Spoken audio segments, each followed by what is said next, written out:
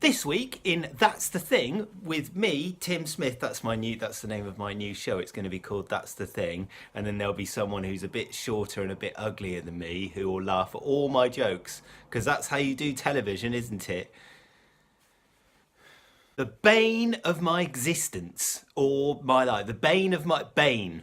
Do you ever say that something is the bane of your life? Right now, the bane of my life is that I'm going to tie this tie in a very old school sort of like schoolboy way, which I did for years and years and years as a kid.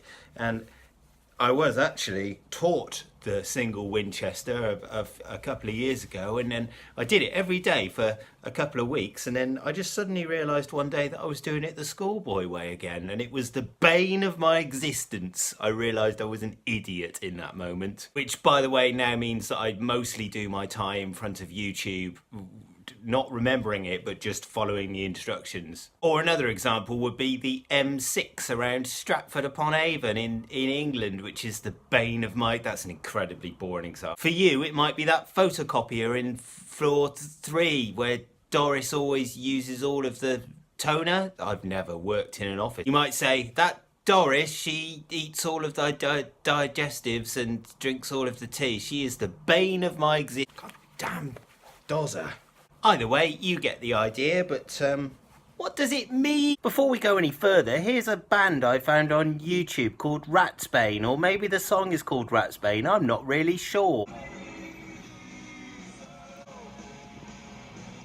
You should go and look it up, because I did, and I watched the whole thing. I've watched the whole thing a few times now, and it's a thing in the world, that's what it is.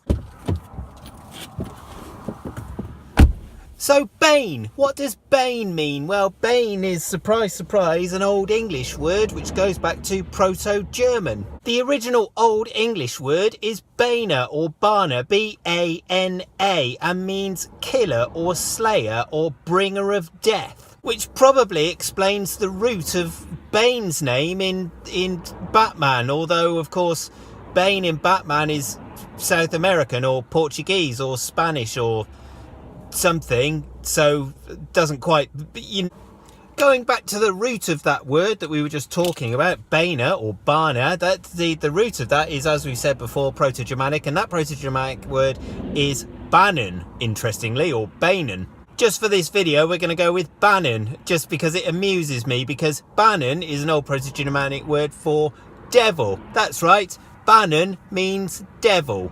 Other interesting uses for the word bane are, well, ratsbane, i.e. rat's poison, wolfbane, which is a poisonous flower, and hensbane, which is